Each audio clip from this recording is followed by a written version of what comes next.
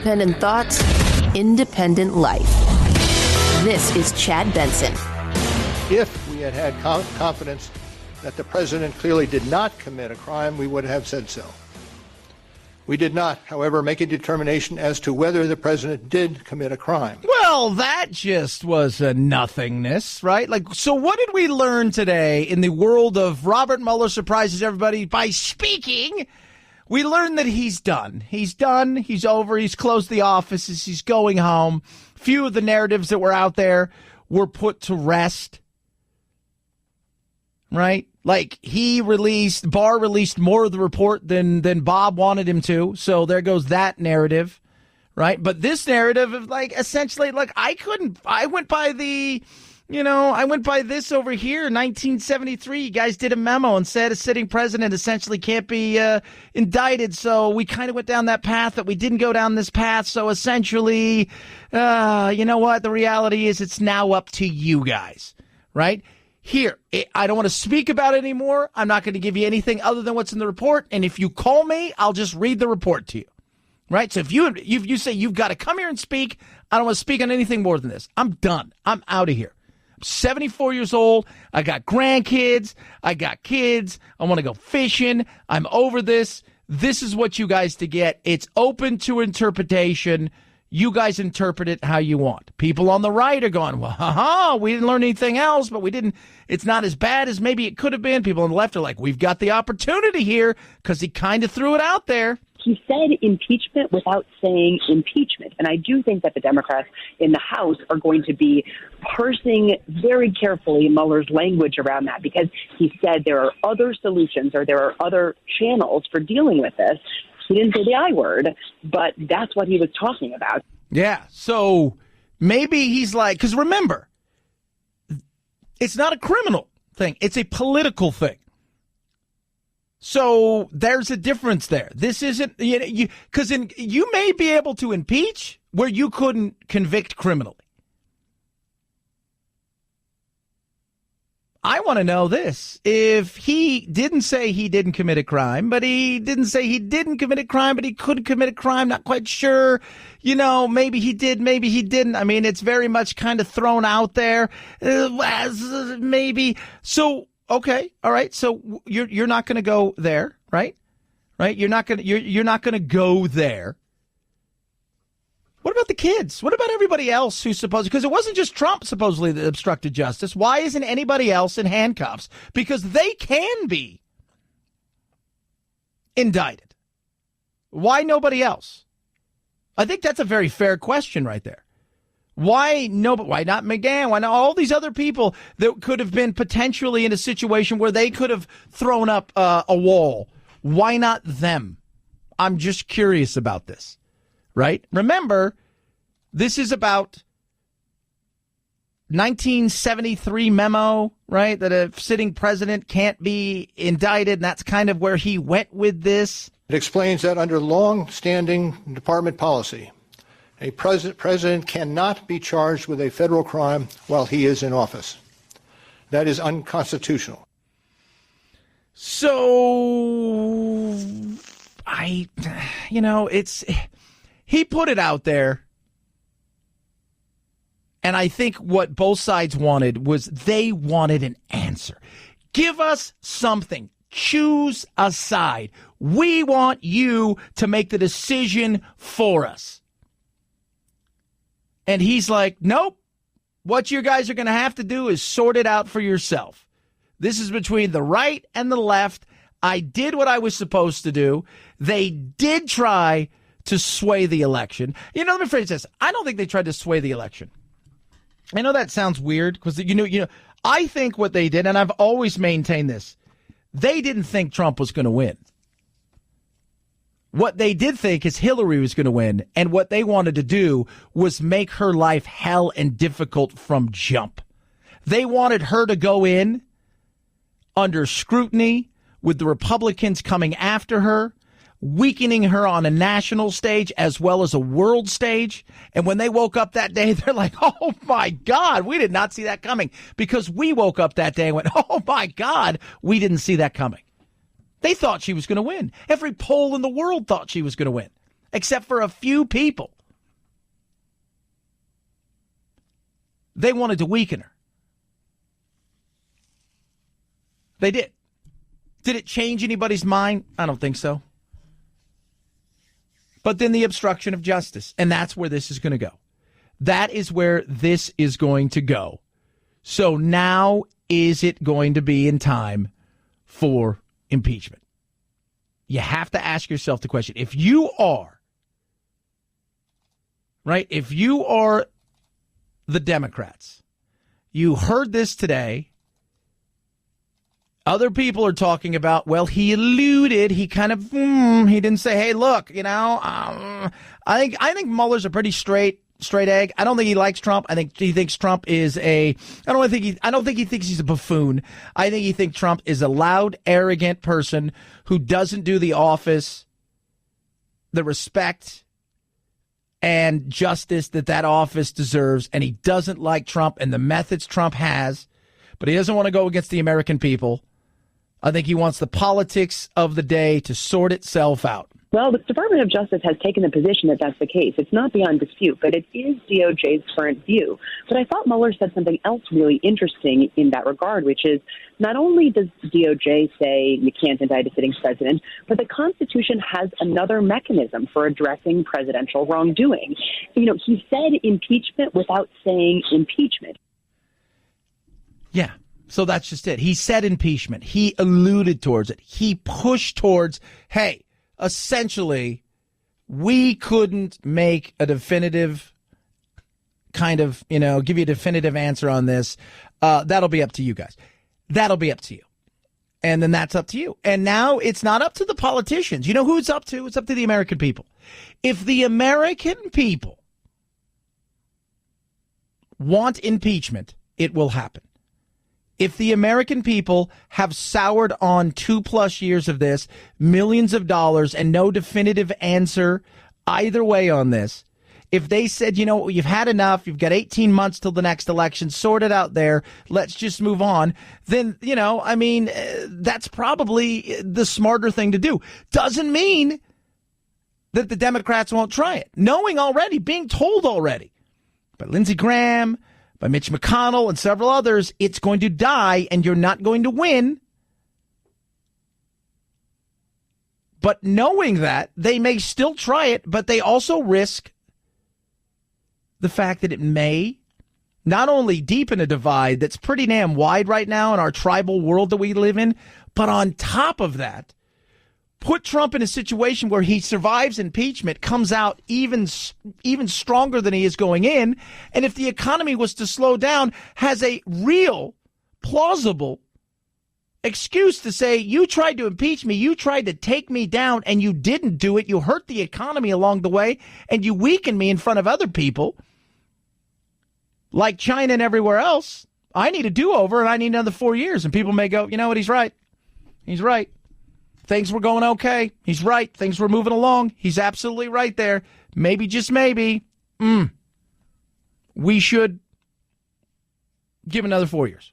It's 323-538-2423. At Chad Benson Show is your Twitter. You can tweet at us. Costly repairs. Here's something I can do for you that will help you when it comes to the pain of paying for those costly repairs when it comes to your car. Car Shield. Car Shield's amazing. 24/7 roadside assistance, a rental car for free while your car's in the shop. Your car breaks down. You tell them, can you take it here? Yes. My favorite place, my dealership where I got the car, they get them paid directly. You pay a small deductible. And by the way, you're not going to be without a ride while your car's getting fixed. They're going to give you a rental car for free. It is really amazing what they can do, especially this time of year. So many people are traveling, right? And as that's going on, what are you looking to do? You're like, oh, I should probably protect myself. I don't have a warranty anymore. I don't have any of these things. That's where Car Shield comes in. Save yourself thousands of future car repairs. Get the best in extended vehicle protection. It's Car Shield. Go to carshield.com, carshield.com. Use code Benson. Saves you 10%. Or call them on the phone, 800-CAR-6000, 800-CAR-6000. Talk to them about the plan that was right for you. Use my code Benson. Saves you 10%. A deductible may apply. It's the Chad Benson Show.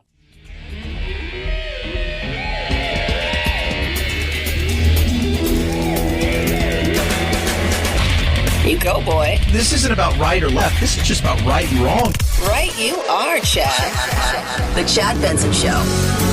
You don't bring an indictment or you don't bring an impeachment unless you have all of the facts, the strongest possible case, so that the president is held accountable one way or another in the court of public opinion or in the court of law or in the Congress of the United States. That's right.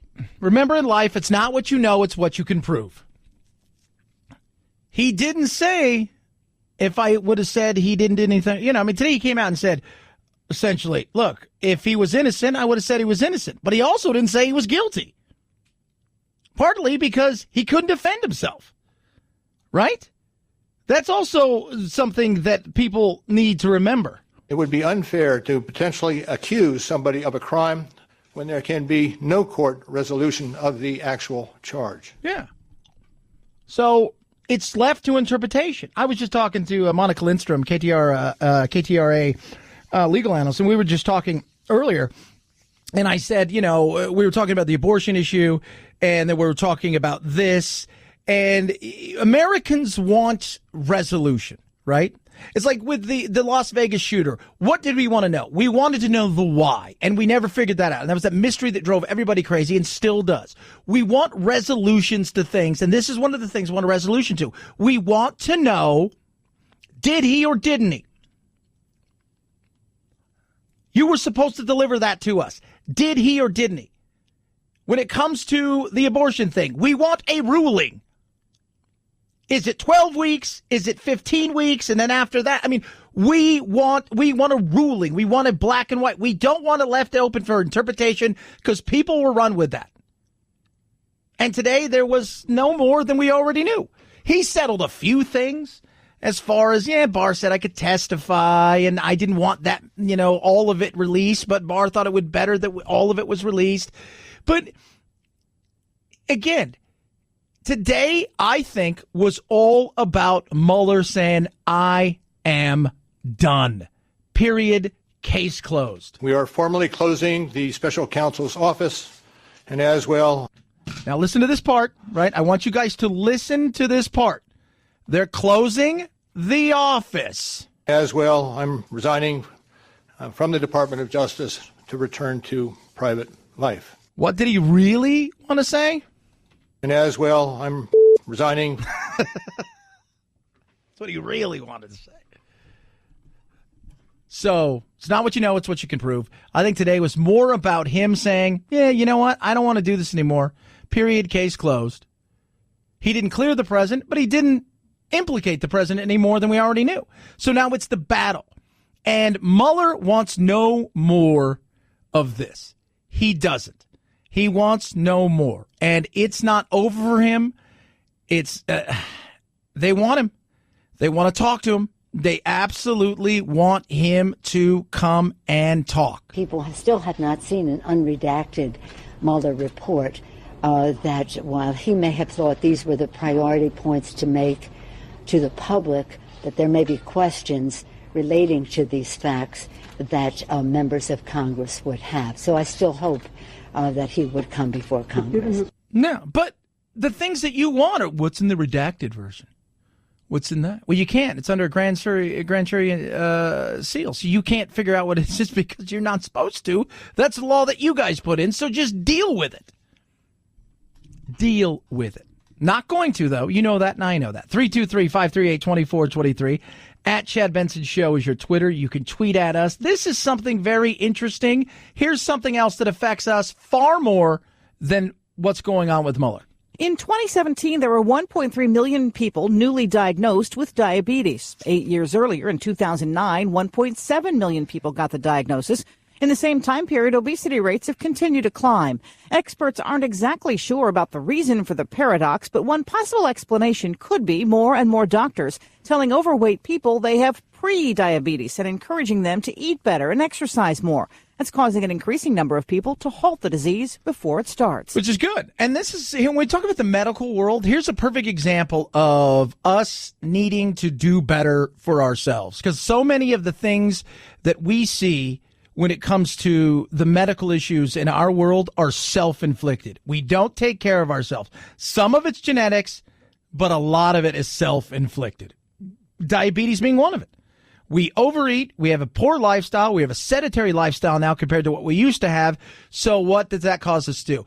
We get fat. And when we get fat and we don't move around, eventually we become pre-diabetic and then diabetic. This is why you have to be aggressive in taking care of yourself, right? Don't you wish doctors were honest? We're like, hey, I'm going to be honest with you. We looked at the scale and it says you're gross. You don't want to be gross, right? No, I don't want to be gross. Right. Because with gross comes all kinds of problems. So we don't want you to be gross either, because it's not good for any of us, and it costs a lot of money to the taxpayers. So don't be gross. Get off your ass. Put the donut down, right? Donut once in a while is okay. Donut every day, like a donut is not a topping on an ice cream. That's all we're saying.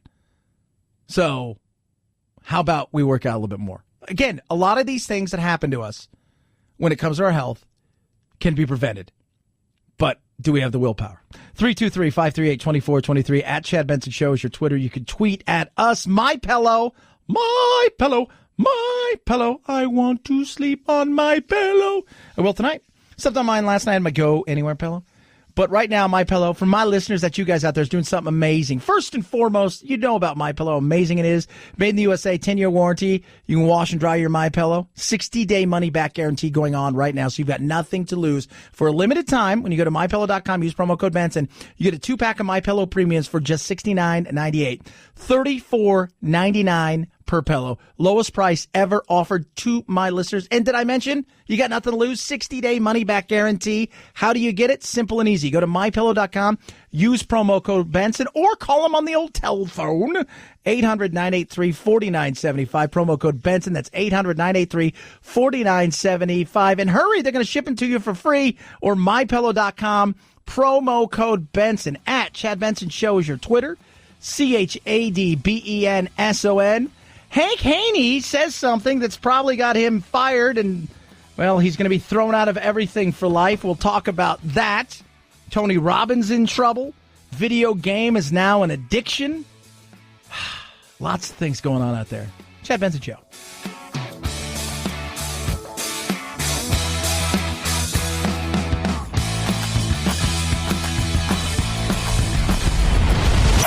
The Chad Benson Show.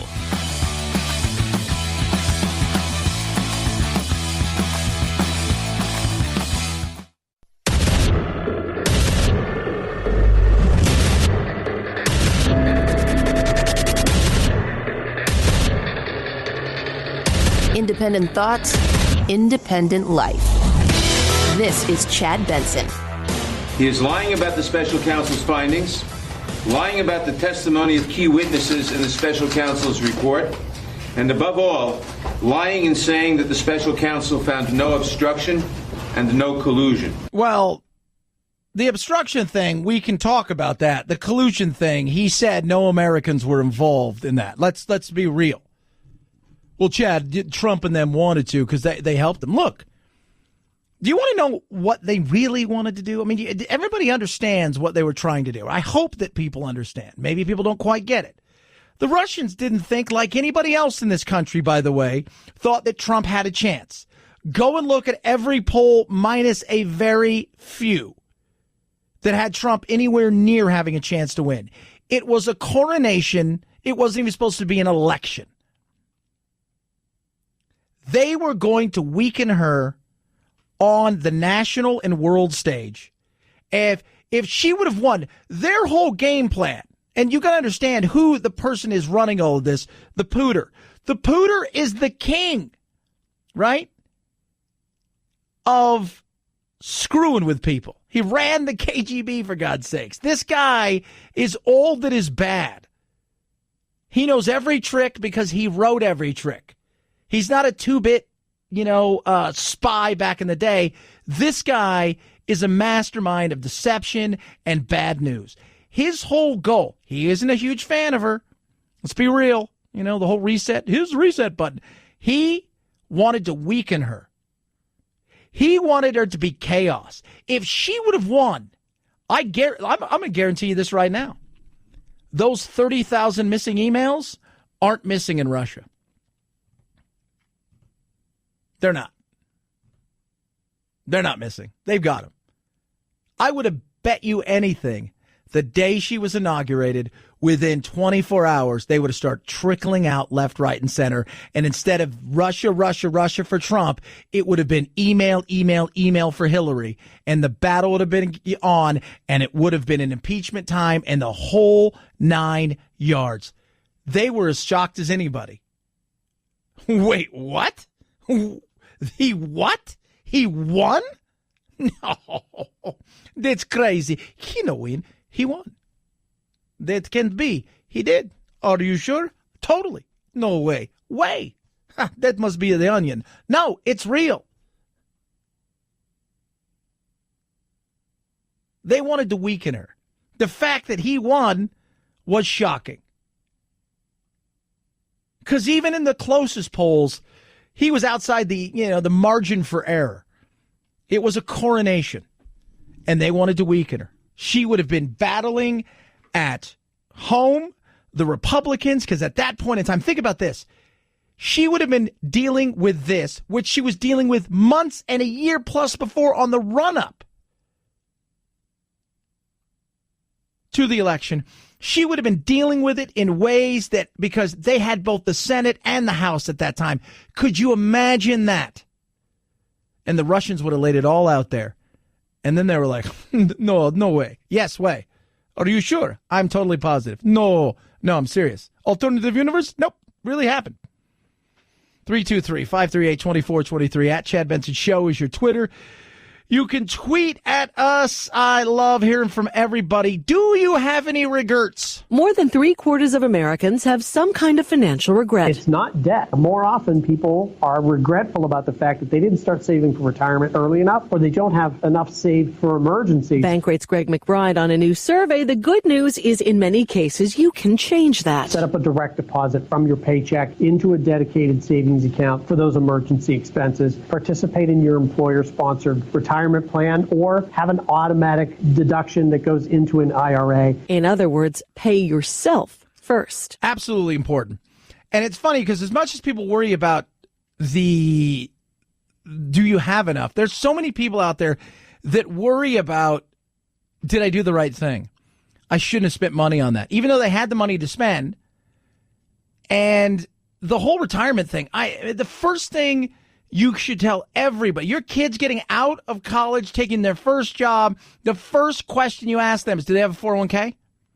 Get in it, match it. They're going to match it. You put as much as you possibly can. You do it. Start them young. My kids all across the board, start them young. It's so smart. But then for us, right, myself included, I spend money that I probably don't need to spend.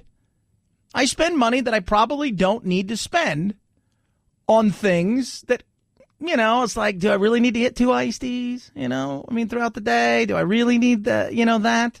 I can bring a salad. Citibank or whatever got hammered by Elizabeth Warren, all those other people because they offered that tweet about their bank account talking to, the bank itself. Oh, don't you have any money? Well, I don't know. Maybe you don't need a latte. Bring your own lunch. That's all real. Think about how much, just for a second. Look at your bank account and look at the $355, $428, those little things, and think at the end of the month, man, if I had that, that'd be like $250. Well, you put $250 in your bank, over a 10-month period. Figure two months, right? That you had to dip into it for some way. You still have $2,500 at the end at that time. How far would that go if you could put that away into an IRA and you had a 401k? Oh, it's huge, right? You have a rainy day fund, always good. We spend a lot of money on little things that are stupid. And it doesn't mean you shouldn't enjoy stuff. It just means maybe we could do some other things with it. And I'm as guilty as anybody. 323-538-2423 at Chad Benson Show is your Twitter. You can tweet at us. As we talk about the Mueller stuff and how just, at times inside baseball, these things can be to impeach. Now, so you ask the average person, how does the impeachment work? They don't know how impeachment works. They don't know what happens. They don't know if it's a criminal trial, what kind of trial it is. They don't know any of those things. So, and you're like, well, no, Chad, that's not true. No, it's true. It's true. You can do a whip around amongst your friends and several other people. Ask how the old impeachment process works, right? and then listen to this right here and say to yourself, oh yeah, maybe we should just settle this at the polls. And it made me wonder if young people even know how to read an old-time clock anymore. You know the round things with the hands? Okay, so anyway, we went on the street and we asked people to tell us what time it is using an analog clock, and it's time to find out how they did. Can you look at this and tell me what time it is? Oh, no. I want to say 40. No, not 45. Chris, let me ask you this. Where do you go to college? UC Arlington. You want to say anything to your teachers back in college? Not at all, because they're going to be so disappointed that I have not read a clock like this since elementary school. 8:17. No? AM or PM? Just soak that in for a second, people. Would you soak that in for just a second? Just AM, PM. Wait, what? Oh, hold on. AP. I don't know. It's helium. And this weekend, it was awesome. So I have my whole family here, and I got all my little brothers and sisters, and I was asking them, okay, what are you learning at school? You know, like Jack, they go to different schools, so what are you learning, Jack? And Jack, you know, it's my son. It's like, oh, Dad, and we're learning, you know, we're doing he showed me all his SD math and all this stuff that he's doing. I'm like, oh, that's pretty cool. And then he goes, what about other things? Oh, we're telling time is one of those things. I said, you know, making change, things like that. And the other boys are the same thing. And I get it. Like, younger, you're learning how to kind of tell time. With a regular clock where it's got the numbers, that's fine. If it's Roman numerals, I get that. Or have you seen the clocks that have nothing on it? They just have the hands. Confusing, right? You know, not for somebody who's in college, it shouldn't be confusing. No. But I can understand that, right? And I'm a person, I have a watch. I have lots of watches are kind of one of my jam things and that I like. And, it's one of those things where I've collected watches and they have Roman numerals. They don't have anything on their face other than the hands. And so, yeah, I've kind of always liked that. But if you're an adult, right, don't you think, Producer Phil, if you're an adult, you should be able to tell time on an analog clock? I agree. Yeah. And those people, by the way, for those of you not keeping score, not only do they vote, they also one day will probably sit on a jury. So think about that for just a second. Video games is now considered a mental health disorder, the World Health Organization adding gaming disorder to its international classification of diseases over the weekend. Gaming disorder behaviors characterized by impaired control over gaming that becomes so extreme it takes priority over other interests and daily activities, despite any negative consequences. Now, we talked yesterday about burnout being something, and video gaming is going to be another one. And is this another one of those things where you're going to have, the employers are going to be in a situation where they hire kids that have enjoyed video gaming, and now those kids are young adults and they're playing lots of video games and they're kind of addicted to it, and they're going to get a doctor's note saying that they're, just like they would maybe have a drug or alcohol, but you can't get rid of somebody who's got going into rehab and stuff like this. Is this going to be the same thing? The burnout thing, I'm just totally still aghast. I can't believe burnout is something that's real, and how is that going to affect? But video games, I could see people get addicted to video games. But you're at the situation where it's like, wow, I got to treat this guy or this gal just like they have a drug problem, and it's just, oh my God, what are we going to do? How are we going to combat this new world of burnout in video games? For gaming disorder to be diagnosed, the pattern has to be ongoing for at least 12 months and have negative effects in the gamer's personal, family, social, education, or occupation. The gaming industry firing back, according to TheHill.com, a lobbying group for the industry saying video games are enjoyed safely and sensibly by more than 2 billion people worldwide. And while the health organization says gaming disorder only affects a small portion of people, gamers should be mindful of their behavior. Yeah, they should be, but they're not, because I see it, man. I see my funny, like, Jack likes to play video games. I'm awful at video games, but he and I kind of have the same thing. I'll play a video game when I was younger for 30 minutes, and then that was it, right? Like, and for those kids who don't remember this, I also played, like, my friends would come over, hey, we're playing D&D, and I'd be like, all right, I'll play D&D for 20 or 30 minutes, and I'm gonna go outside, and I'll play the rest of the day. I'm gonna ride my bike and play soccer and do the things I did. And that's about it. Jack's the same way. He'll play a game for 30 minutes, and then he's done. I want to do any more. I want to be outside. I want to play this game, but I want to play it outside. I want to play Fortnite outside with my Nerf guns. But I see some other people who there was the Red Sox last year were like, all right, we're banning Fortnite from the locker room, and we're, some of our players said they were saying, David Price, who struggled, they were like, Fortnite may be the problem. They're staying up super late. They're not doing the things that they normally do. They've got lost in this game. That's crazy. Right? You get paid a lot of money to get lost in a video game that you don't get paid money to play. So yeah, that's when you know it's a problem. But then what do you do, right? With somebody, what do? You're going to have to hold. So you're going to have one empty cubicle because somebody's burnt out, and you have an empty cubicle over here because somebody's addicted to a video game. The modern world. 323-538-2423 at Chad Benson Show is your Twitter. You can tweet at us. We do not take care of ourselves, guys. We don't, right? Walk it off, rub a little dirt on it. We wait too long. We ignore a problem. ED is one of those things for a lot of reasons. Ego, I'll be fine, whatever it is. We just don't want to hear about it. We don't want to sit in the waiting room. We don't want to do any of those things. And that's where Roman came along and said, look, we're going to make this easy. You can do it from your own house, right? Do it from your own house. You fill out a dynamic, online form right there. You see a real doctor. And if that doctor thinks that you can benefit from this, they will ship you unmarked packaging, Roman will, real medicine. It's a licensed U.S. physician. It's never been any easier than this. You don't have to worry about the waiting rooms, the awkward face-to-face, the going to the pharmacy, none of that stuff. And hear it right now, free online visit. You go to GetRoman.com/Benson. Simple. It's easy.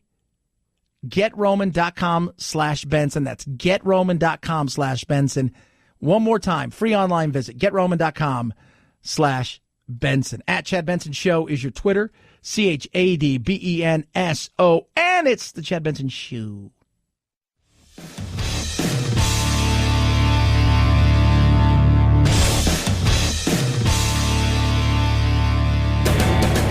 Experiencing separation anxiety? That's dumb. Check out Chad 24/7 at his website, ChadBensonShow.com.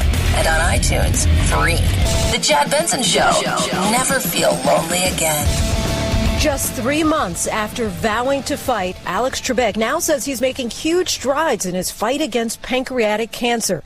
The 78-year-old revealing he's responding so well to chemotherapy that some of his tumors have already shrunk by more than 50%. Trebek telling People magazine the doctors said that they hadn't seen this kind of positive result in their memory. Yeah, how awesome is that? And doctors are trying to figure out how, and some people are saying, I think we know how. There's no data on that, but we know that the spirit is part of the person. So mind-body connection, positive attitude, incredibly important. And I say this all the time, medicine is an art as well as a science. So positive things, we can't put a science to it, but it's there. Yeah. I think that's absolutely true. That positivity is so massive. Believing and understanding, having a real belief, not that kind of, yeah, I say it out loud, but don't believe it is huge. And he's 78, plus he's getting amazing care. And it's a long battle. So, but just knowing this, and that is that pancreatic cancer, because by the time you find out, you're usually in the stage 3 or 4. You've passed the point of no return. It's so hard to diagnose. And it's ugly. It is ugly, and it's going to be very interesting to see what takes place from here on out. But he's loaded for bear. That's for damn sure. 323-538-2423 at Chad Benson Show is your Twitter. So this happened, and Phil and I have a question. Eugene Palmer liked to fish, hunt, trap, and hike in the woods near his home north of New York City. It's also near where he's believed to have killed his daughter-in-law, Tammy Palmer, in 2012. Eugene Palmer might be thinking we've given up on finding him, but he'd be wise to think again. The FBI's Bill Sweeney said Palmer most likely escaped into the woods and then fled New York after shooting Tammy Palmer. Some of his relatives have guessed Palmer died by now due to diabetes, a heart condition, or other ailment. But adding him to the most wanted list opens a number of additional resources to try to find him. So he's on the most wanted list, and this is the way I always thought, the people you put on the most wanted list were people that were a danger to society. I think this guy was a danger to her. And there's no doubt he's a bad individual, even if maybe he's alive, maybe he's not alive. But I always say, like, El Chapo, you put on the most wanted, right? You know, Pablo Escobar is on the most wanted list. I watched a thing last week where they call him the monster of Atwater. This guy who was just a beast of a person, who was a gangster who had killed a bunch of people. He was a serial killer who was a gangster. Like, that guy was on the most wanted list. That's how they caught him. He was on America's Most Wanted. But he was a danger to society. I don't think this guy's out killing other people. I just wondered how you get on there and how they go about picking and choosing who gets on those things. It was very interesting. I was like, how do you get, like, I see El Chapo, right? I see people like that, like Osama bin Laden. Yeah, he's a person. This guy, 323-538-2423 at Chad Benson Show's your Twitter. You could tweet at us. Trump's on that most wanted list because they want him. Are they going to get him? I don't know. Possible. Possibly not. I couldn't tell you. Apparently, he wants them to bring it. Maybe they will bring it. We shall see. 323-538-2423 at Chad Benson Show. Twitter is the Chad Benson Show.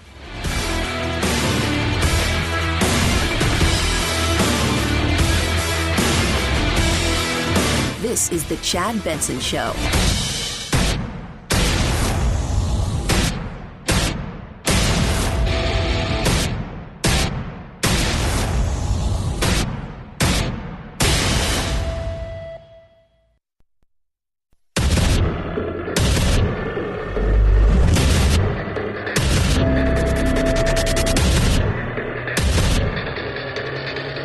Independent thoughts, independent life. This is Chad Benson. These indictments contain allegations, and we are not commenting on the guilt or the innocence of any specific defendant. Barr spoke today. Indictments that are out there, they're not going to speak about those. But Trump, he didn't speak either way. Just said, look, you know what? I could not go after him. Wasn't going to happen. Right? Wasn't going to happen. Couldn't go after the guy because I can't get an indictment on a sitting president.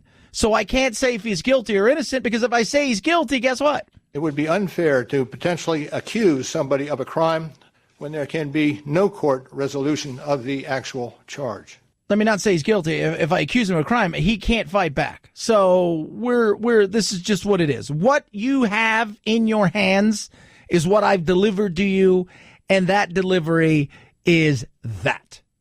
There you go. Do with it what you want. And he alluded to that today. That's something he alluded to. Do with it what you want. I'm not here to make this decision. I'm not here. My job was to find out if there was collusion. Then it moved to obstruction of justice as we searched for collusion. We found no collusion, but could there have been obstruction of justice? Possible. Could there not have been? It's not what you know, it's what you can prove, as we all know. Why isn't there other indictments? Because while you can't get Trump, you can get other people inside the administration and his family. The fact is it's up to you guys now. It's not up to me. When I listened to him today, all I heard was, I'm over this. I'm done. Here you go. I'm going to go home. I'm going to hang out with my family. I'm going to see my grandkids. I'm going to see my daughter. I'm going to enjoy the golden years of my life. I have put a ton of time into public service. I am out. This took 2 years of my life. I was enjoying myself. I'm going back to the private world. And we couldn't get an indictment on him, but it doesn't mean there isn't other things that can happen. Well, the Department of Justice has taken the position that that's the case. It's not beyond dispute, but it is DOJ's current view. But I thought Mueller said something else really interesting in that regard, which is not only does DOJ say you can't indict a sitting president, but the Constitution has another mechanism for addressing presidential wrongdoing. You know, he said impeachment without saying impeachment. Yeah, he did. He said impeachment without saying impeachment. He threw it out there, essentially saying there are other things, other mechanisms in our political world where you can go and take care of this. And now you guys have to figure out if you are going to do that, Nancy Pelosi. Where they will lead us, we shall see. Nothing is off the table. Nothing is off the table. Nothing is off the table. So soak that up for a second. Does that mean we're going to have an impeachment? I don't know if we're going to have an impeachment. Because impeachment involves so many different things that have nothing to do with the criminality, right? Because it's not a criminal case. It is a, does it rise the level of high crimes and misdemeanors? Can we actually get an impeachment at the Senate level? We know that you start the proceedings in the House, it goes down to the Senate, and then it is a trial by Senate. It is not a trial by jury and a judge and the whole 9 yards. And the other thing is the thing that isn't talked about that is the most important thing of all: public opinion. They live on public opinion. It is what gives them energy. It is what tells them which way to go. If public opinion is figure it out in 2020 at the ballot box, that might be what you have to do. It might be what you have to do. Because if you screw it up here, you divide the country even more. You know going into it that nobody's changing their mind on the Republican side in the Senate, so you're not going to get an impeachment. People are going to look at it as a waste of time. People are going to look at it as more of a witch hunt. You potentially could hurt the economy. You could stall the economy, which would then give Trump the opportunity to say things were going amazing. We were rocking and rolling. We were going like gangbusters. We were in the fight of our lives when it comes to trade in China. We'd put pressure on them. That was tremendous. You weakened me across the board. And you hurt the economy. And a lot of people would go, yeah, he's kind of right about that. We were going good, and all of a sudden they came in, they started impeachment. You can just draw a line from the day they started impeachment down if the economy goes down, and they can blame it all on Democrats. And come 2020, it doesn't matter. So you've got to tread carefully. And Nancy Pelosi has the toughest job right now. Very, very tough job. What does she do? We'll find out.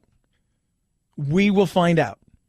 But it is going to be very interesting to see if she is going to, because she's got to keep the temperature in the little room that she's in with all of these party members who are, it's hot and they want fresh meat and they're ready to roll and they're snarly and they're ready to get busy. Then she goes outside and she's all, oop, puts her finger up and she's like, ooh, a little chilly out here. Because is America ready for that? 323-538-2423 at Chad Benson Show is your Twitter. You can tweet at me. The battle of abortion is going on and on and on.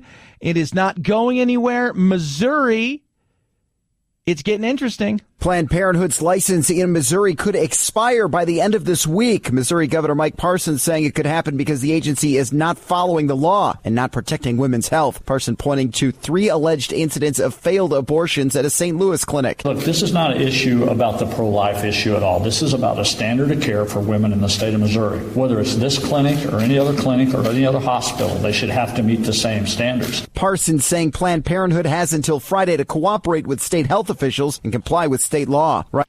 So tomorrow, they were supposed to have a hearing today. They're going to have it tomorrow. And essentially, the law isn't in effect yet. It's not quite there yet. So the clinic could still be open. But what they're saying is they're not going to renew the license. There are 7 doctors that work there. Only 2 have come forward and talked. No reason why the other ones have been put out, why the other ones haven't talked about what's gone on at the clinic. And the battle is going to be on because they could say it could still be legal there, but there's just nowhere to get it done because they're going to close the clinic. I'm Dr. Lena Wen, and I'm speaking from the Planned Parenthood Health Center in St. Louis, which is the last remaining health center that provides abortion care in the entire state of Missouri. Today, Planned Parenthood is suing the state of Missouri for illegally refusing to renew our license. If our health center cannot provide abortion care, Missouri will go dark, And this will be the first time since Roe versus Wade that safe, legal abortion care will be inaccessible to people in an entire state. This is not a drill. This is not a warning. This is real and a public health crisis. This will endanger the health and lives of 1.1 million women of reproductive age in Missouri. So we'll see what takes place there. So they have a hearing tomorrow to find out if they're going to get licensed or keep their license. If not, they'll have to close, I think, on Friday, as early as Friday, and that'll be that. So people are going to have to go to different states if they want to get an abortion. And you know, much like with Mueller, what are people looking for? They want a black and white answer. Tell me when you think life begins and when it is established as a human being.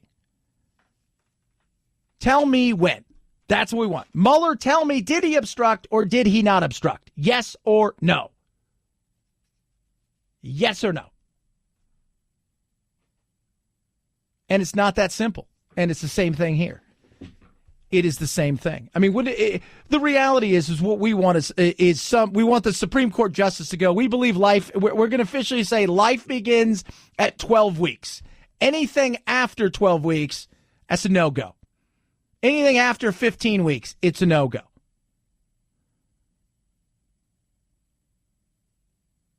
So it's the same thing. Mueller, just yes or no. Did he obstruct? Did he obstruct? Did he obstruct?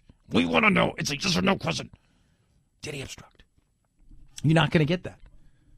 Open for interpretation. Each state's going to do what each state does, and Missouri's doing this, and they're coming in and they're saying, look, we found a bunch of violations, and because of that, we have issues, and we're going to look at taking away your license. And even though the law is not in effect that we have put out there, we are in a situation right now where we think, take away the law, you still are not complying with what you need to be doing as far as the safety of the patients that you're seeing.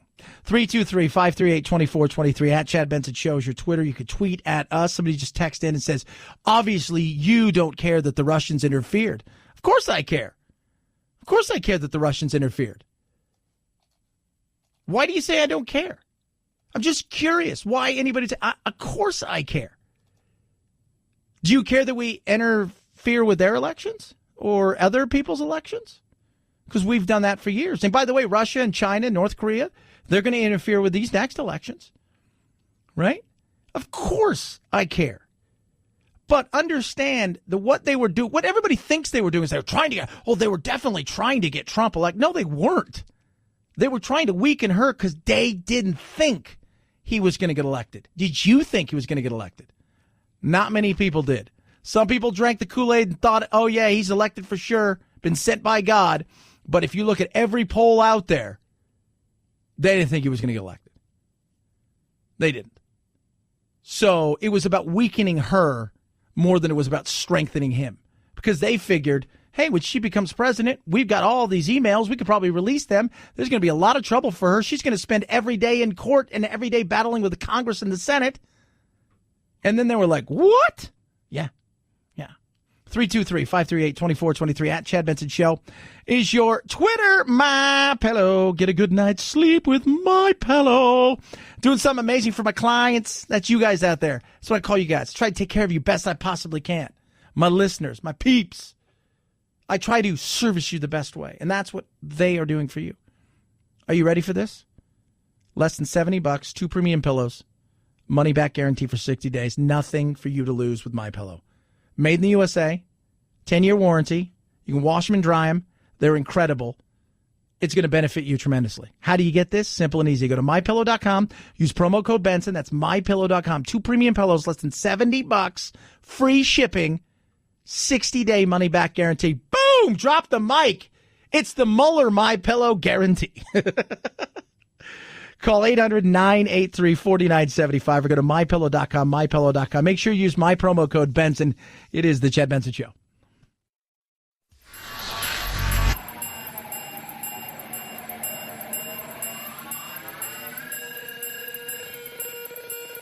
Set Chad straight.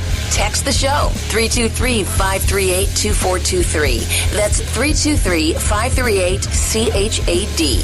Someone has to do it. Might as well be you. The Chad Benson Show. And that is why there is no substitute for all the revelations in a focused way through an impeachment inquiry and then through the trial. Donald Trump is the master, as we've seen, of deflection and distraction. And you're not going to get at him with scattered investigations that he's going to blunt in 6 or 7 different committees. And Professor Lichtman right there, that guy is the guy who predicted Trump was going to win. And he is predicting again that Trump is going to win in 2020. And he's trying to tell the Dems, look, if you want to get to him, you better figure out how you're going to get to him. And you say the Democrats have a chance to win, Professor, in 2020. How? Only if they show boldness, not timidity, and move towards an impeachment inquiry. The Democratic leadership is wrong, as you pointed out, morally and constitutionally by avoiding impeachment. But they are also wrong politically. The Democrats seem to be going down the same rat hole as 2016 when they believe the polls and think they're going to cruise to victory. Yeah. And I don't know if that's true or not. Again, this all remains to be seen. But the reality is the polls right now show Bernie beating him, and it shows Biden beating him handily. But a lot of polls say that, and people still, and I think we've also smarter to realize that computer calls you, you're going to answer in a much different way than if a human being calls you. So it'll be very interesting, and he thinks that impeachment is the way to go about doing it, which he thinks will weaken him. And I said this earlier. If you're going to impeach him, when you impeach him, you keep up the heat, you keep this game going along the way, and then when you've whittled it down to 2 or 3 people, you start the impeachment process much later than next week or next month. That way, it is definitely going to be done before the election, but not literally right up to the wire. And you do it that way. But you also run the risk of it backfiring on you. And that is something that you have to realize. There is a risk out there when it comes to this, that it could backfire on you. But it's the right thing to do, Chad. Yeah, but you got to understand something. The right thing to do in politics doesn't mean it gets done. The right thing to do in politics with immigration is fix the way that we do things here. There's so many right things to do that people in politics don't do because they put the party before the people. There are so many things. And if you think that impeachment and being involved in impeachment is going to hurt your chance of being reelected, whether you're for it and you're on the right side or you're against it and you're on the left side, you're going to keep your mouth shut because your fiefdom is more important. So we'll see. We will see what happens. Not quite sure that they're there yet, and I still think they take so much from the people of America, and that's one thing that you've got to count on. And that's what Professor Lichtman doesn't really count on is the division that's there, and the people of America go back and look. When it changed for Nixon is when the growing voices of the people decided it was time. 323-538-2423 at Chad Benson Show is your Twitter. So check this out. Let's talk about the Electoral College. We're going to talk about, should we get rid of it? How do we even go about doing it? Could we do it for 2020? Is it an easy process? Everybody thinks things are easy. We'll find out straight ahead. Chad Benson Show.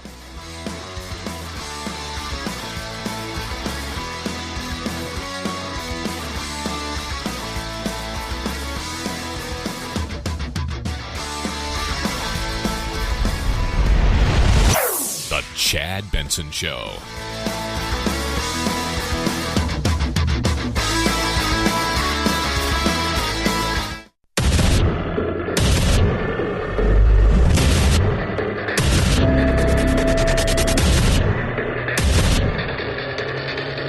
Independent thoughts, independent life. This is Chad Benson.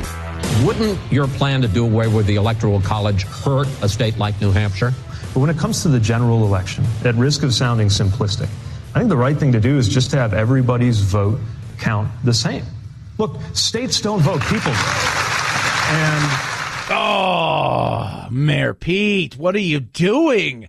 Is it that easy? Should we just get rid of it? Joining us now, Trent England. He is the president of Save Our States. This is a group that, well, quite frankly, wants to save the Electoral College and fight against the national public vote, which is very interesting. I saw today, and I'm sure you saw this, Trent, that Nevada's got on board with this, what are they calling this thing now, where they're putting everything together, some sort of compact with, They call it the National Popular Vote Interstate Compact, and it is, I mean, look, you got to give these folks credit. They read the Constitution, and this is a plausible way. I'm not saying it's definitely legal, but it is plausible that they can do an end run around the Constitution, around the Electoral College, and totally undo what the founders gave us in favor of a direct election system, which would, serve the interests of some people in our political system, but I think hurt a lot of Americans. It's interesting when you look at this. Obviously, the team that loses the popular vote but still ends up winning is like, hey, we're fine with the Electoral College. The team that wins the popular vote but loses is like, we need to get rid of this thing. So you can make all kinds of arguments. One person, one vote. I grew up in California. I was a little bit more right than I was left. I knew my vote counted for absolutely nothing, but I also knew why the Electoral College was put in place as far as why it was there. You can make a plausible argument as far as, the popular vote. You can, but the reality is you can also make a really good argument that we keep it the same.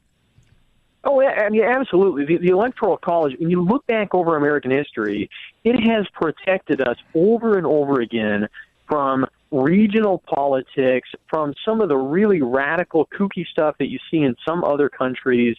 I mean, the irony here is by decentralizing our presidential elections, by pushing that power out into the states, it's actually pulled us more together as a country because it forces these presidential aspirants and these big national political parties to actually be national, to actually have a big base nationwide, and to not just, whether it's just, one region of the country, the South or the West or whatever, or whether it's just, support drawn from big cities. The Electoral College says, the raw vote total is not enough. We have a higher standard. You have to win enough states, and you do that by winning popular votes, by winning support from people.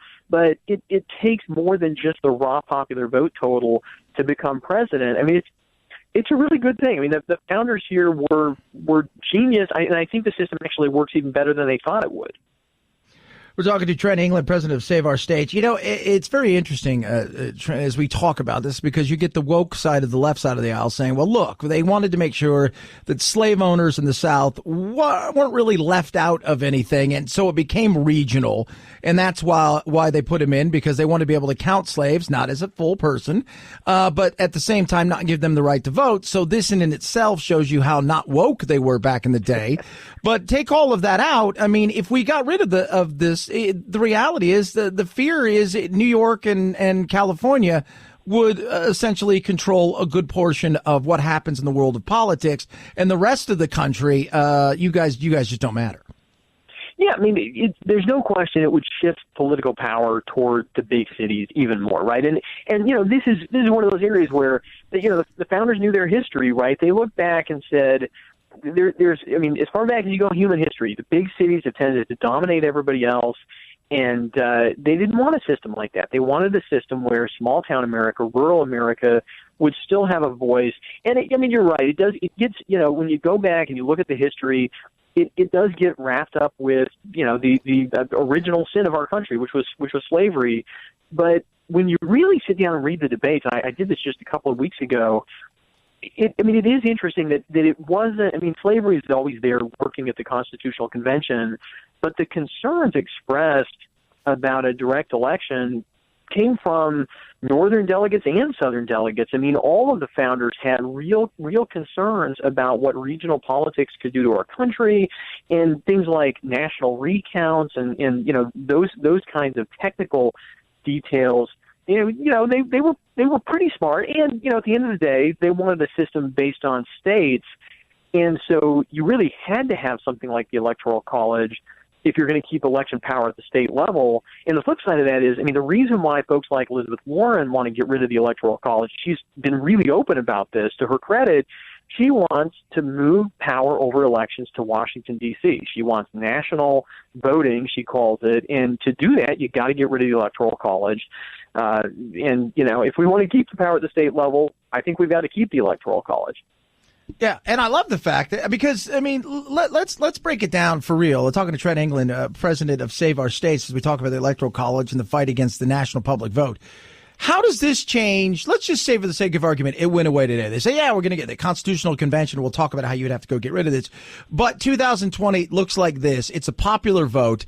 How does that change the way that campaigns are going to be run now? Because certain states during the election time become a big place that you have to go, especially in flyover country, where you've got to win these states. The reality is if you're a presidential candidate and you're hoping to win in 2020 and there wasn't anything but a popular vote, how do they change the way that they would go out and campaign?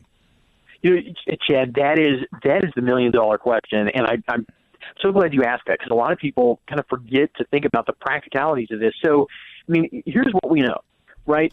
The states that are the most evenly divided, that tend to be smaller states, would basically just disappear from the 2020 campaign, right? So a state like New Hampshire that happens to be really evenly divided right now, maybe a state like Iowa, Wisconsin, right? Those states just vanish, because there's not the population base there to drive candidates to them. I think what's really interesting is it probably looks really different for Democrats versus Republicans. For Democrats, for sure, they could go to the big cities and you just try to, you kind of spike the football. You run up the score where you're already really popular. So, instead of getting, whatever the vote is in Los Angeles, 70%, if the Democrats could get 80% out of Los Angeles, right, that's going to spike their numbers big time, because L.A. is huge population-wise. I think for Republicans, you would see this focus on suburbia really intensely, and you'd find the biggest suburban areas, right, which are going to be those kind of urban rings around cities like Houston, Dallas, even outside of Los Angeles, outside of Seattle, where I used to live. And I think Republicans would be trying to drive up their vote totals in those kind of exurban, suburban areas. And that's where the campaign would be. Democrats in the heart of the cities, Republicans kind of in a donut around the outside, and the rest of America in small towns, in farming communities like we have scattered across the beautiful state of Oklahoma. People would just be left out. And not only that, but, at least, Oklahoma's really red, right? So the candidates, they all come through here during the nominating contest, but then they focus on the most evenly divided states when it comes down to the wire, right? But at least some of those evenly divided states look like Oklahoma. And so candidates, maybe they don't meet with a farmer in Oklahoma, but they meet with a farmer in dairy country in Wisconsin, or they meet with people involved in the oil industry in Pennsylvania. I think what you would see is, that's a kind of a virtual representation. At least people like me get talked to in some other state. With national popular vote, it wouldn't necessarily be people like me, because your focus is going to shift so much toward the big cities and the big suburbs that if you're a small town American, the candidates are really not going to have to talk to people like you anywhere. Yeah. And that is a scary thing. Look, I see the arguments on both sides, and I'm sure you sound like a reasonable, common sense, level-headed person where you could say, yeah, I could see the argument for a popular vote. I could absolutely understand that. Yeah. And at the same time, understand that this is about the states and they're representing there and feeling like they're part of the process, Trent, which in many cases, that's why, we joke about all the time, but flyover country for a lot of people out there, especially on the coast, is all it is. It's just flyover country. It's places, Cedar Rapids, Iowa is a place that none of them would actually go to unless there's a stopover there. Yeah, no, that's right. It's hard. It's hard to have truly national politics in a really big, really diverse country. And frankly, the country that is oftentimes referred to as the biggest democracy in the world is India. And a lot of people don't realize India elects, they're going through an election right now. They have it kind of strung out over a period of weeks. They use an electoral college in India because the same reason we do, right? They need some balance. They don't want to have regional politics. They have even worse dynamics that way than we do that could really tear that country apart. So they do this to have some regional balance. Germany, when they elect their chancellor, they have a kind of an electoral college. It works a little bit differently. And then, every parliamentary system, the EU is going to have an election here from tomorrow through Sunday. And those are elections district by district for members of parliament that then go on to elect the executive leadership within that parliamentary system in the European Union. All these things are similar to our electoral college, trying to bring this balance. And granted, as you say, you can understand the argument that, well, if we just had one big national election, we throw all the votes in the pot, it seems really simple. I think the reality, actually, you look at systems like that in places like France and Russia, is that oftentimes the outcomes wind up being less democratic because you wind up with lots of candidates, and the winner, winds up being somebody like Emmanuel Macron in France, who really only about 23% of French voters wanted him to be their president. But in a direct democratic system, it's really easy to get a small plurality winner like that. Yeah, which is something that I don't think people really understand. At that point in time, you might think to yourself, hey, you know what? We could have 20 people running, and maybe that's a good thing or bad thing, but the person who wins may only get 25, 27% of the vote. And you're like, wow, that isn't like the other one who got 63 million and maybe didn't win, but at the same time, only lost by 1 million votes. But if you get, it's crazy to think about. We don't think about things like that because we're so focused on just the two, and she got 65 and he got 63 or whatever. And it's crazy. Talking to Trent England here, and it's really good having you on. Appreciate that. President of Save Our States.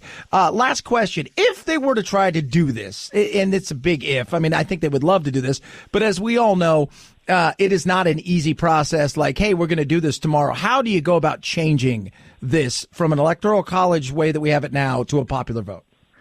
Well, there are 3 constitutional amendments that have been introduced in Congress, but they are really focused on this national popular vote interstate compact because it's so much easier.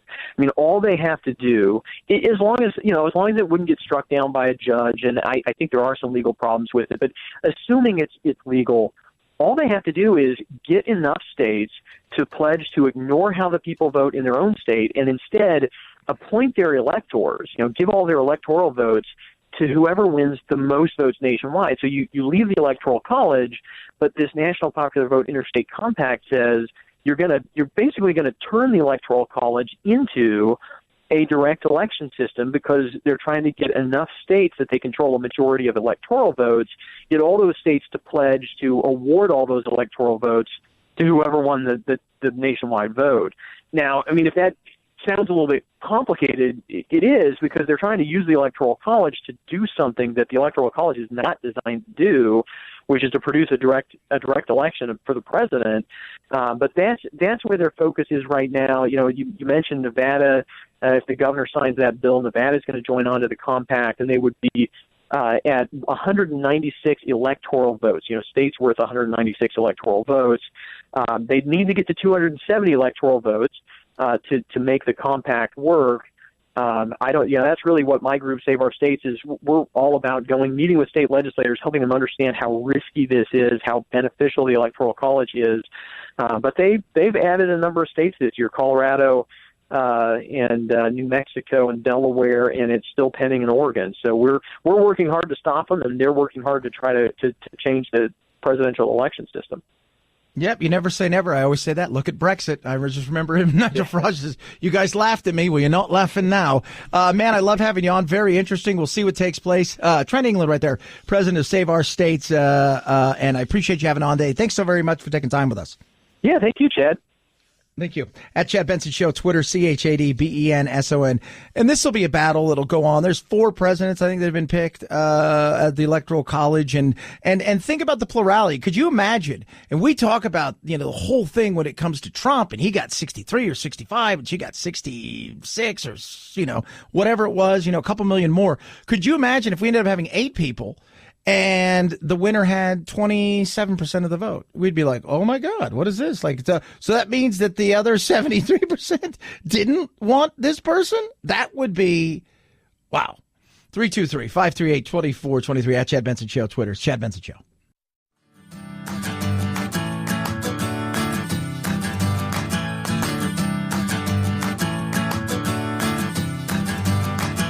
Running with scissors sounds great compared to this. Say what? A retired British man left his home in Newcastle to drive here to the Eternal City, but ended up 1,000 miles off the mark. His car's GPS took the 81-year-old man to a rural village in Germany, Rom, R-O-M. The puzzled man got out of the car to see if he could spot some Roman landmarks. But before he did, he forgot to put on the handbrake, and his Jaguar rolled back, knocking down a street sign. When the police were called, he realized his mistake. Oops. Yeah, the Jaguar was a bit older, so not only was he confused, so would the Jag's GPS. Say what? You didn't just miss. You super missed. Oh, yeah, he super missed. UFOs, do you believe? What was the first thing you thought when you saw her? That actually was like, there is actually something there. First time you see it on the radar could possibly be a false track, but then when you start to get multiple sensors reading the exact same thing, and then you get to see a display, that solidifies it for me. Again and again, the pilots were capturing bizarre-shaped objects on their F-18's cameras. 2 of the videos would be released to the public. One would come to be known as Go Fast. The other was called Gimbal. Yeah, and these are going to be out. You can see them already. There's a great thing in Rolling Stone. This is going to be the History Channel. These are real F-18 pilots who saw these things and were like, all right, look, they don't have wings or anything. Really no distinct wings, no distinct tail, no distinct exhaust plume, much like you see in the gimbal video. It seemed like they were aware of our presence because they would actively move around us. And think about all the stuff we don't get to see. And they said that these things would go from 20,000 feet to 30,000 feet down to very, very low, and they would do it in a heartbeat in split seconds. Say what? So don't worry about Mueller. Don't worry about impeachment, baby. We need Space Force. Trump's talking about Space Force. Nobody else is talking about Space Force. And we may need Space Force. Say what? 323-538-2423. At Chad Benson Show is your Twitter. You can tweet at us. Oh, yes, you can, my friends. Chad Benson Show.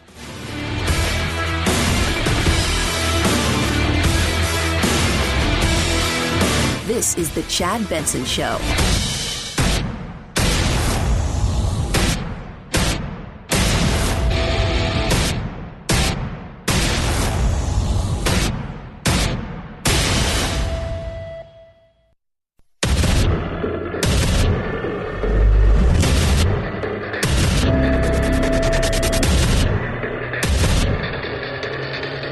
Independent thoughts, independent life. This is Chad Benson. If we had confidence that the president clearly did not commit a crime, we would have said so. We did not, however, make a determination as to whether the president did commit a crime. So you broke your silence. You came out and you told the people everything that we already knew. You didn't solve any problems. So where we were? Is that what I'm thinking? Yeah, that's where we were. We are where we were before he came out, right? He alluded to a few things, right? He put some stuff out there like, look, this is it. As far as my speaking, here you go. I am making that decision myself. No one has told me whether I can or should testify or speak further about this matter. All right. So he also said, hey, I didn't want this much of the report out there. AG Barr did. So if you say that essentially, they're not transparent. No, I wanted less released. He released the whole thing. So there you go. And then he alluded, hey, I can't come after a sitting president. I can't. Can't be done. Not going to happen. Right? 1973, there's a memo out there. We're not going to indict a sitting president. That's for criminal charges, but the opinion says that the Constitution requires a process other than the criminal justice system to formally accuse a sitting president of wrongdoing. So what are the other things? Well, it's simple. It is. It's that word. You know that word. He said impeachment without saying impeachment. And I do think that the Democrats in the House are going to be parsing very carefully Mueller's language around that, because he said there are other solutions or there are other channels for dealing with this. He didn't say the I word, but that's what he was talking about. Now, what about that I word? How do I wouldn't want to be the Democrats in this point. Nancy Pelosi has such a tough job because she's got to, in one hand, fight off all the people on the left that want him gone, right? And impeachment is it. Period. Case closed. End of story, including our good buddy. You know who he is. Yeah. I'm talking about Al Green, and Al don't care about how it gets there. Andrew Johnson was impeached for speaking ill of Congress in Article 10 of those articles, and it was for a misdeed. Misdeed is a misdemeanor. So the president can be impeached for his racist and his bigotry. Unfortunately, however, he is a beneficial bigot, meaning he benefits a good many people, and I unfortunately have to tell you that I'm so saddened when I see people who have built their reputations fighting bigotry, allowing this to persist to the extent that it has. So they don't care how he's gone. Bigotry, right, whatever, Russia, there's so many of them that since jump, all they've wanted to do is get rid of this president. Maxine Waters came out and said from day one, all I've wanted to do is impeach this guy. But now is your chance. Because Mueller's laid it out there that there are other ways about going and getting him out. There are other means that you have to do. Now, do you want to jump on those means? Again, he's hinted at it because he knows he can't criminally charge him with anything. So, and impeachment is always about politics. It's not about criminality, right? It's a political trial. It is not if you impeach him, he's not going away in handcuffs. Right? He may not even go away. But he alludes to it. I think Bob Mueller would like to see Trump gone. I think he'd like to see the American people vote him out. I don't think he likes Trump.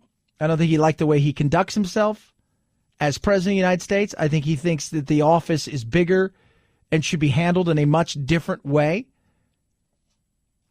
In the end, though, the American people will decide whether it's at the ballot box or whether to impeach him. Now, the Democrats can go early and do it, but you got to take the temperature of the room, and that's the problem. The room that Nancy Pelosi is in is hot for impeachment. The temperature outside is a little chilly because the American people really aren't in a situation where I think they want to see everybody go down this road. They're like, we're 18 months away. You guys do it then, right? You want to take them out then. And I always hearken back to Nixon. It wasn't until the American people thought, okay, we're seeing stuff here. He needs to go. He's done wrong. Then that path started to really pick up steam. It's not there yet with the American people. It's not there. So you can allude all you want. Well, the Department of Justice has taken the position that that's the case. It's not beyond dispute, but it is DOJ's current view. But I thought Mueller said something else really interesting in that regard, which is not only does DOJ say you can't indict a sitting president, but the Constitution has another mechanism for addressing presidential wrongdoing. You know, he said impeachment without saying impeachment. Yeah. I don't think, and I think Mueller's a straight shooter. But I also think that, you know, he just doesn't like this as a person. He doesn't like the way that he's conducted himself. And I got no problem with that because I don't like the way he conducts himself a lot of times, too. I think a lot of stuff that he does is absolutely beneath the office and the way that he goes about stuff. I think he's brought some stuff that's refreshing to politics. People speaking their mind a little bit more, not being so careful and lying to us because it makes us feel better, even though they're lying to us. Right? Does my butt look big in these jeans? Your butt looks big all the time. But no, they look great. But come on, we know you're lying. It's the same thing, right? We know that a lot of times politicians placate us and they lie to us. And that some of that's been refreshing. But a lot of the other stuff has just been ridiculous. So we'll see what happens. We'll see. But the temperature outside, at least in the American populace here, it's tepid at best. We're not quite there yet. If we get there and it picks up steam, then yeah, you could absolutely see it. But they know also, the American people also know this. The Senate's not going to impeach him. So why go down a path of impeachment if you know you can't win? Why go down that path? They'll see that as a waste of time, even if they want him out. 323-538-2423 at Chad Benson Show is your Twitter. You could tweet at us. Love hearing from all of you. You know, there's all kinds of other stuff going out there in the world, including lawsuits for opioid companies, state by state, everywhere. Every state almost has an open case against an opioid manufacturer. What evidence is there? What evidence is going to be allowed? These states are going to be watching carefully, and so are the opioid manufacturers. Already, the manufacturers have won a round. Purdue Pharma won a round in North Dakota, where a judge said it was an oversimplification to blame one company for the entire state's opioid epidemic. Yeah, and the one that's going on in Oklahoma is really interesting because it's a bench trial. So it means you're going to have a judge, not a jury. The jury tends to be uber sympathetic. And when they give out big, giant, huge awards, especially when it comes to individuals, see the roundup cases, you can play on their hearts. You've got 12. Yeah, I can do this person here, and you juror over there, and look at this here, and this, oh my goodness. And in a civil situation, remember that in a civil situation, you don't have to be beyond a reasonable doubt 100%. You only have to have a majority of them. So it's a lot easier. But there is an issue here, and its issue is very interesting. And Erica Tursky talks about the fact here, the difference between this, because the tobacco thing is always brought up when it comes to the opioid crisis. Look at the damage tobacco did and how they lied in the whole 9 yards, except for one thing we always forget. The difference here is that opioids serve a medical purpose. Smoking is bad, no question, but opioids, if properly regulated and properly administered, are an important part of pain management for patients that really do need it. And that's the other argument that Johnson & Johnson is sure to deploy. Yeah. So it'll be very interesting to see how this plays itself out. And for a lot of them, you're seeing just settling it because they realize the court battles ahead are going to cost them hundreds of millions of dollars, and not just in the actual cost of the court cases, because that may not be hundreds of millions. It's the negative press. They would rather give you $200 million right now and avoid $400 million in negative press. And let's just move on from it. So what now? Well, what now is Americans need to understand that we've got to deal with pain in a much different way. That's a big thing. We need to figure out how we deal with pain in a much bigger way. How do we do that? How do we go about doing that? There's got to be alternatives. But we don't, and part of that is on us as Americans, because we want instantaneous gratification in everything. My arm hurts. Give me something so it doesn't hurt. Not let's try some stuff partially because we wait too long to go in. And then when we finally do go in, we just want it solved. Rather than saying, well, there's, what's the root cause of this? How do we get down to that? And then how do we make it go away in ways that aren't going to be addictive? And a lot of people just don't have the patience for that. They just don't have the patience to deal with that. They just want it just like everything else. I want it now. Make me better now. And so it's easier to go, here, take 3 of these and you'll be fine.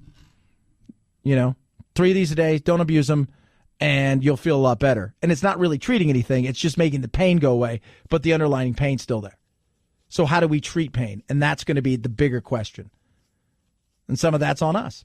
323-538-2423 at Chad Benson Show is your Twitter. You can tweet at us. So Beyond Meat, it's now over in Europe, which is interesting. I went today I go to Del Taco to get something to drink, my favorite little taco place. And they have now Beyond Meat tacos.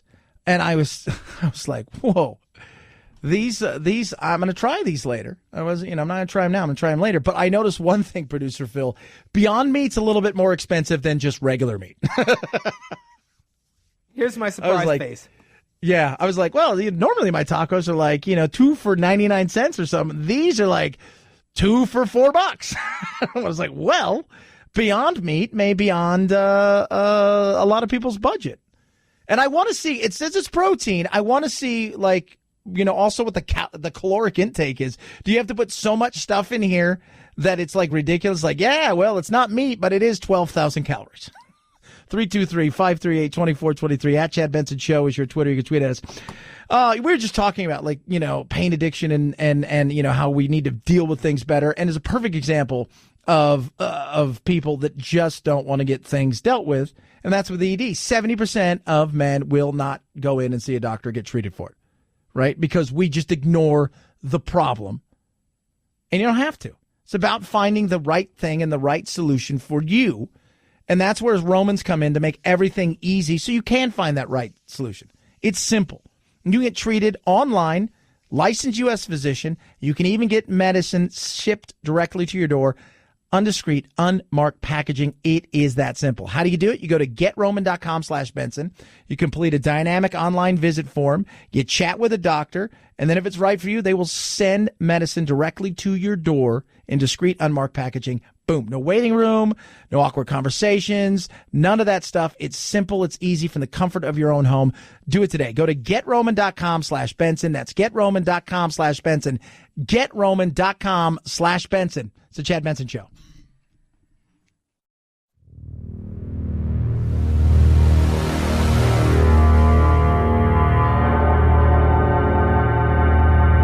Take a fake news break. Check out the really important news of the day at our website, ChadBensonShow.com. Once there, click on Chad's free podcast and get real. The Chad Benson Show, where truth and the American way live. Print free. Boeing CEO Dennis Muhlenberg telling a conference in New York this week the 2 crashes have been devastating to the company and that trust in Boeing has been eroded. The public's confidence has been hurt by these accidents, and that we have work to do to earn and re-earn the trust of the flying public. He says work to certify the software update is progressing. He calls this a defining moment for Boeing. As of now, there is no timeline for returning the Boeing 737 MAX to flight. Yeah, well, I think people are, especially companies, little antsy, right? A little bit antsy. I think here less than other places, but you can see that there's a little bit of antsiness there, right? And people flying on it, even though it's probably extremely safe. Public psyche shows you how big that is. In mass, we worry, if I'm getting on this plane, there's a 50-50 chance. It's no, it's not a 50-50 chance, but still. And Boeing, this they're going to feel this for a very, very, very, very long time. 323-538-2423 at Chad Benson Show is your Twitter. You can tweet at us. Oh, man, I tell you what, this is the craziness of the world that we live in. Already they're out there fighting talking about, the things that you have to talk about in a situation today as Mueller delivered his one and only apparent talking press conference / no questions asked, more of a read statement, and then away he went. Although Department of Justice policy prevented the special counsel from bringing criminal charges against the president, the special counsel has clearly demonstrated that President Trump is lying. So there you go. Nadler's already ready. They're coming. And, he wants it, right? More than anything else, he wants it. He wants to see Trump taken down. Mr. Mueller didn't say anything today, as he said in his own words, that went beyond the context of that report. Yeah. So, and he's not going to. He's made that abundantly clear. What you're getting today is it. Call me and I'll probably just read the report to you. That's it. You're not getting anything else. Not getting anything else. And unless you get a bunch of people from the Republican side in the Senate to jump ship, right? They're still on the Trump cargo ship. Unless you get a bunch of people to do that, and the American people are behind 110%. What you got is what you got. Go ahead and do it. It's a political thing. That's what impeachment is. It's not a criminal case. It's a political case. Go try it. You're going to have to try it in the court of public opinion as well. I doubt you're going to sway too many people, and some of the independents and the people that are sitting on the fence may say it's a giant waste of time and it feels like a witch hunt, and it could backfire on you. Might work for you, but it could backfire big time. 323-538-2423. At Chad Benson Show is your Twitter. You can tweet at us. UFOs? What? Touch on the whole abortion debate. It's still raging. Diabetes. We're putting on weight, but is it going away? Huh? Oh, yeah. Wait to hear this. Chad Benson Show.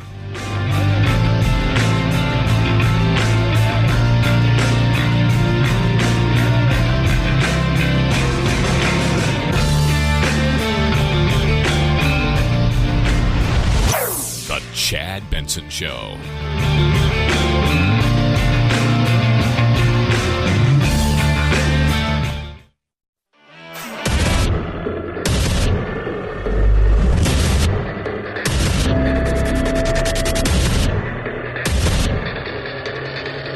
Independent thoughts, independent life.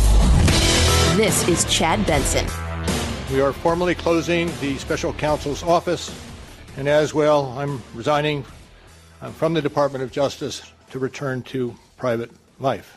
That right there, Bob Mueller. What he really wanted to say, though. We are formally closing the special counsel's office, and as well, I'm resigning. Getting the hell out of town. So it's over. Mueller, bye-bye. Bye. Have a wonderful life. He's 74 years old. He has 2 daughters, 3 granddaughters. One of his daughters has spinal bifida. He fought prostate cancer and beat it in 2000. He's over it. Think about this. Everywhere that guy goes in that town that he lives in is going to ask him questions. Everywhere. And half the country hates him and the other half likes him, and it depends on the day on how they feel about that. That is what he's facing. But that doesn't scream of fun. He served the country very well long before this, and he's over it. You could hear it in his voice today that he's tired. He's done. He wants to go home. Good. Go home. Relax. You've earned it. That's the reality. You've earned it. Go home, relax, and let them fight it out. And fight it out they will. The Constitution points to Congress to take action to hold the president accountable for his misconduct. Yeah, but you take action to start it, but you're not the one who gets to finish it, and finish it will be the Senate, and they're not going to finish it like you want, Jerry Nadler. So we'll move on from there. 323-538-2423. At Chad Benson Show is your Twitter. You can tweet at us. Love hearing from you. I found this to be interesting, and this is a perfect example of what actually affects us and what doesn't affect us in our life. The Mueller report, Mueller's statements today, Politically, not a lot of ramifications, and it's going to be a long time before anything's settled, and I have a feeling that next November it'll be settled. But here's something that does affect us and something that we should pay attention to. In 2017, there were 1.3 million people newly diagnosed with diabetes. 8 years earlier, in 2009, 1.7 million people got the diagnosis. In the same time period, obesity rates have continued to climb. Experts aren't exactly sure about the reason for the paradox, but one possible explanation could be more and more doctors telling overweight people they have pre-diabetes and encouraging them to eat better and exercise more. That's causing an increasing number of people to halt the disease before it starts. Yeah, so, and as we just talked earlier today about the opioids and the trials that are going on, as all of these big pharma companies are having to face the music when it comes state by state, as states sue them.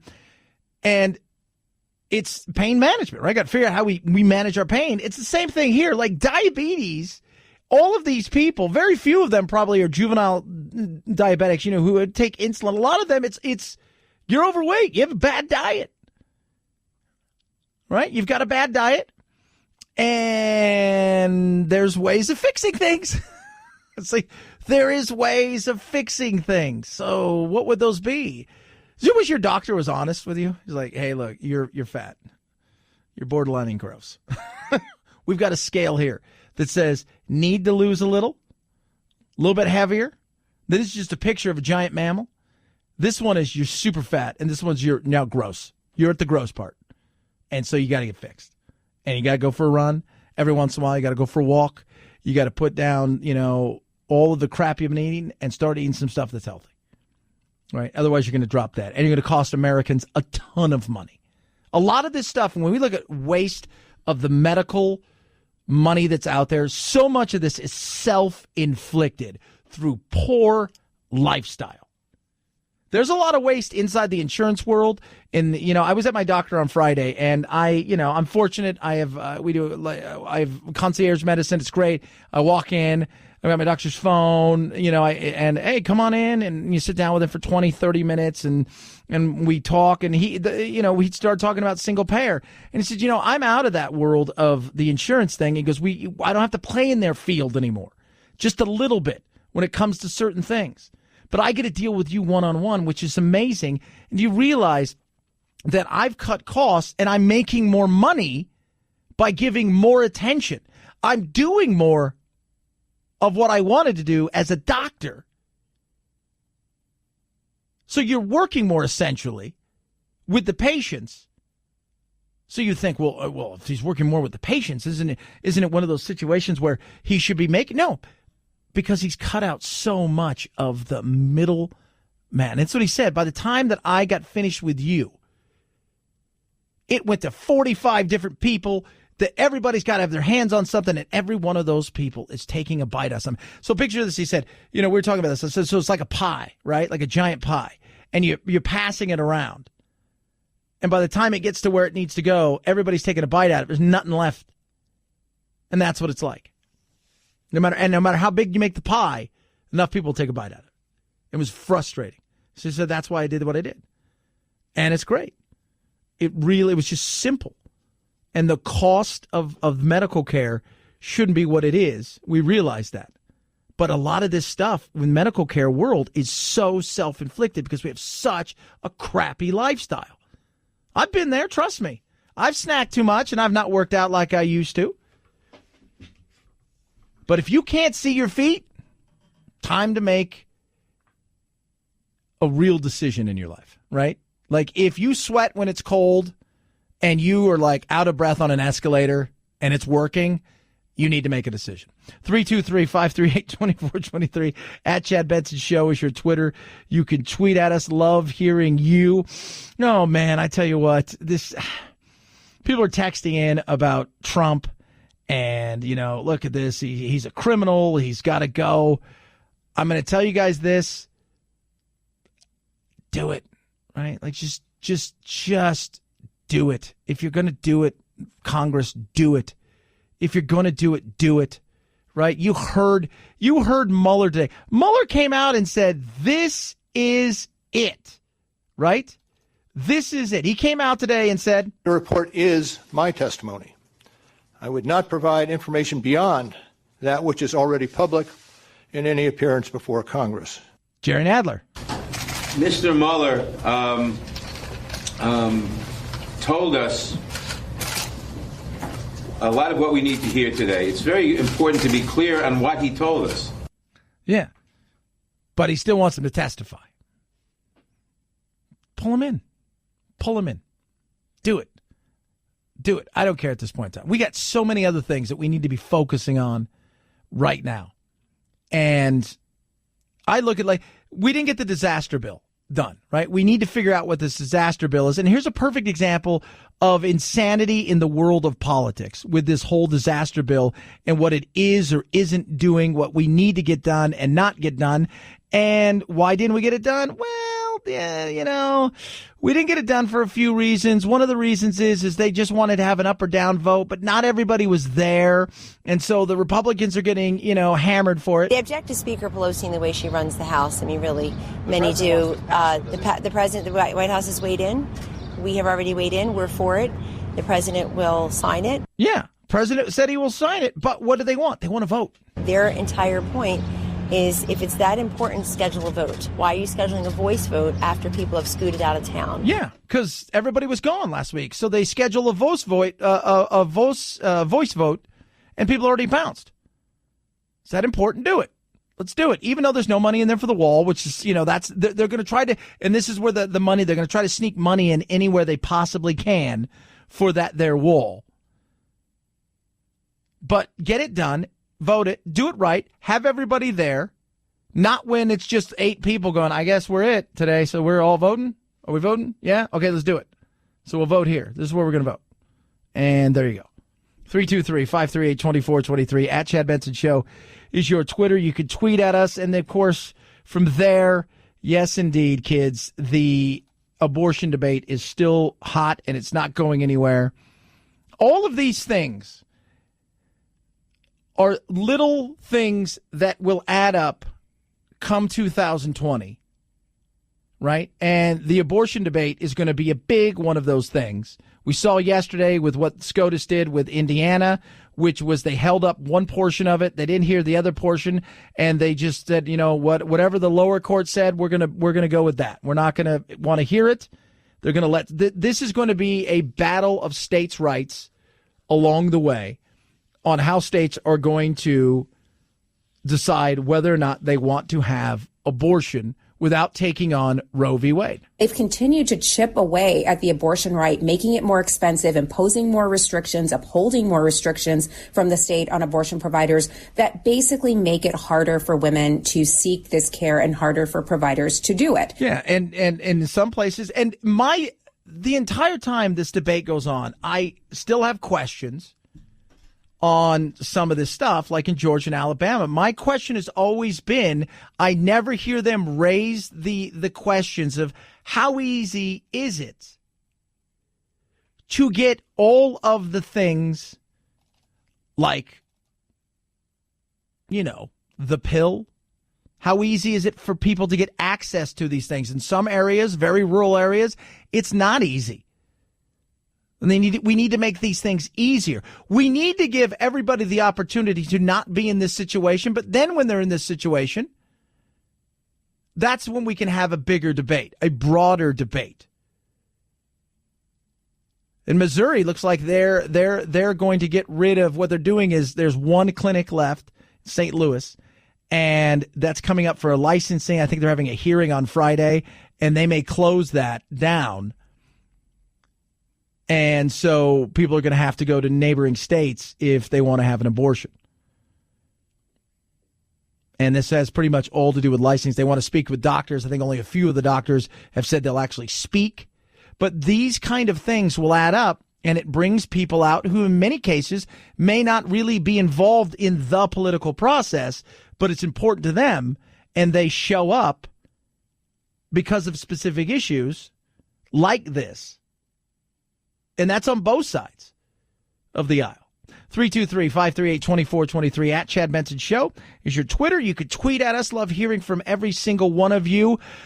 Wounded Paw, amazing organization I'm working with right now, and I absolutely love them. What they're doing to help our soldiers, our veterans, our first responders and their families, and what they're doing for animals out there. What they do is they go to kill shelters. There are thousands of dogs who are being euthanized every day. And they go to kill shelters. And it's so quick. You know, you get these dogs, they're up there for 24 or 48 hours on a website somewhere, and then if they can't find anybody, boom, away they go. That's it. What they do is they find dogs, and they train them to be service dogs, and then they get them to our men and women who are veterans, first responders, their families. And it is a great thing. They say save a paw, save a life. You realize 20 veterans a day die from suicide? So this is what they're doing. This is what they're doing. They want you to help them. They need help, right? So if you got an extra car, truck, RV, even a boat, right? It's in storage, you know what to do with it. They want you to donate it to them. You're going to get a great tax-deductible gift. It's simple and easy. All you have to do is go to woundedpaw.careasy.org. That's woundedpaw.careasy.org, or call them on the phone, 844-678-4PAW. That's 844-678-4729. Help them. Help a veteran, a first responder, a family member, and a paw. Woundedpaw.careasy.org. It's the Chad Benson Show.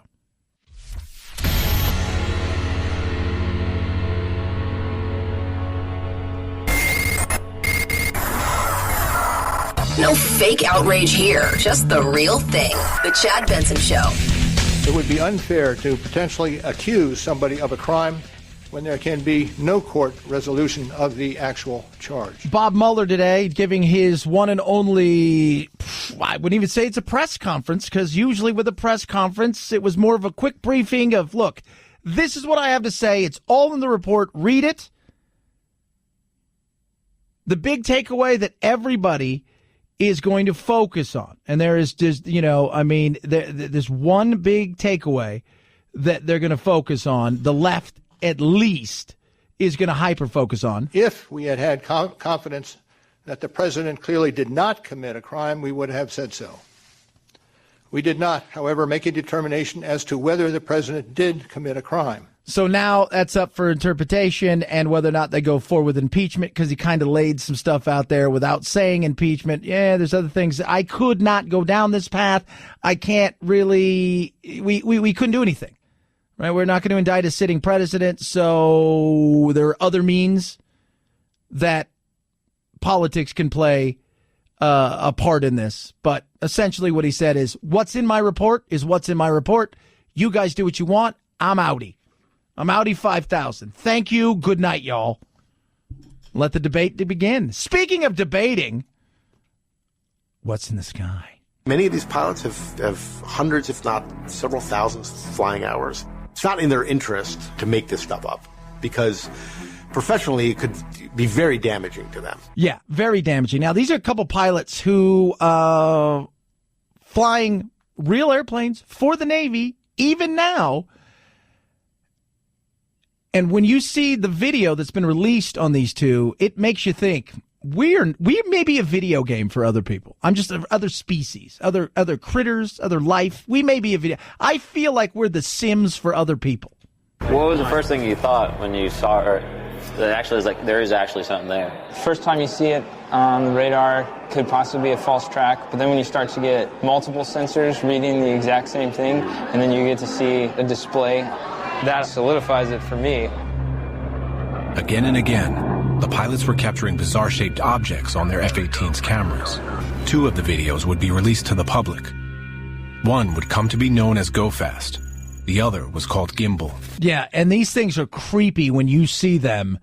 Just like you look at something, you see it. There's the F-18, there's the fighter jet, and these things are looking at them, and they're looking at the aliens or the unidentified flying object. Really, no distinct wings, no distinct tail, no distinct exhaust plume, much like you see in the gimbal video. It seemed like they were aware of our presence because they would actively move around us. Yeah, and it's crazy. It really is. Rolling Stone's got a great piece about this, and there's going to be a show on the History Channel, but they released a couple of these things, and it was so insane because you see these things go from like 20,000 feet to 30,000 feet in a heartbeat. And then back down. Ooh. If only, producer Phil, there was some sort of force that was in space. Like Space Force? Like Space Force. Space Force! It's too late. They're already here. They've already probably bred with us. You don't know. I could be one. You could be one. If you don't know who that one is, it may be you. I'm just saying. 323-538-2423 at Chad Benson Show is your Twitter. Survived another day. Your useless fact of the day. We go to the movies and we watch what? Trailers. Why do they call them trailers? Because they used to be trailing the movie. They were on after the movie and they got very popular, so they decided to put them before the movie. That's your useless fact today. Have a great day. Night-night, Jack.